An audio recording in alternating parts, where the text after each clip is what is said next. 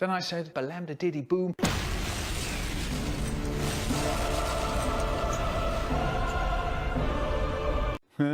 At the end of the week, I fiddle-diddle with Harrybo's granddad.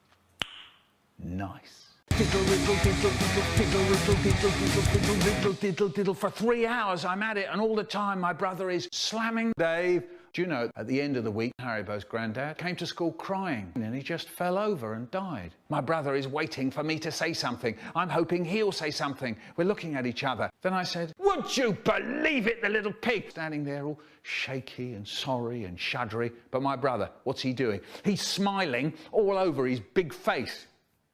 Then I said, "Brian," Harrybo's granddad died. "We know that, you fool." What's only saying? Then I said, "No, the moment I dread when Harrybo's granddad died. No, they're going to come back and find Harrybo's granddad." Brian said, "Why don't we go to London Airport?" Here goes.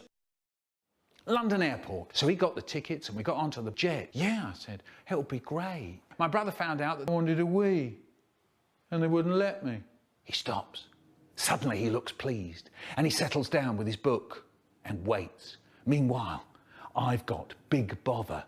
"I want a wee. It's hurting." Brian said, "A wee on the end of runway 4? No. And the bloke driving the jet goes, "If you look out of your window, you can see Harrybo's granddad." Oh no, the moment I dread when Harrybo's granddad wouldn't die. And I ran and ran and I ran and ran and I ran and ran, and Harrybo's granddad says, "Right, you two, this is a long jet journey.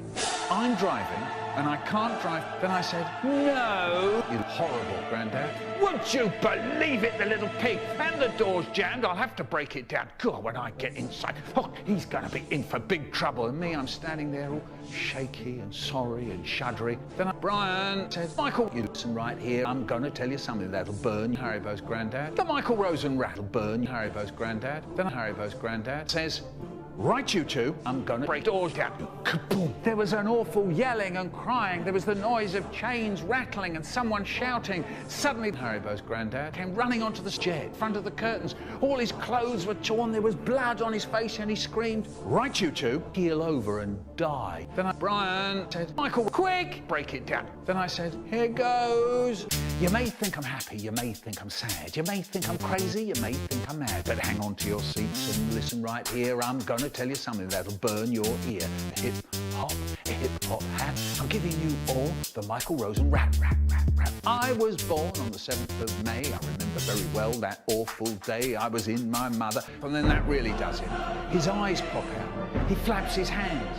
He blows, he puffs, he yells, he bobs his head up and down. He spits a potato all over. Brian, he turns to us and he goes, "Watch out, everybody." And he just fell over and died. And everything was lovely once again. Wonderful. And then we went home. Mum said, "Did you have a good time, boys?" And my brother said, "It was great. Really great." "And how about you?" she said to me. "All right." I said, "All right. But I wanted a wee." Here goes. At the end of the week, my friend Harrybo came to school crying. We said, "What's the matter? What's the matter?" And he said his granddad had died. Then I said, "Brian, quick, get out of here." Harrybo says, "Right, you two, look out the window. There's a lamppost."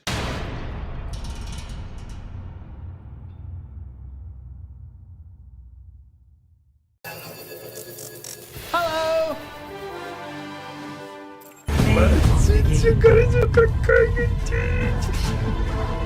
goes. I've got the taste of it in my mouth and I can't stop myself, so I go, and I got all these slashes and I can't stop.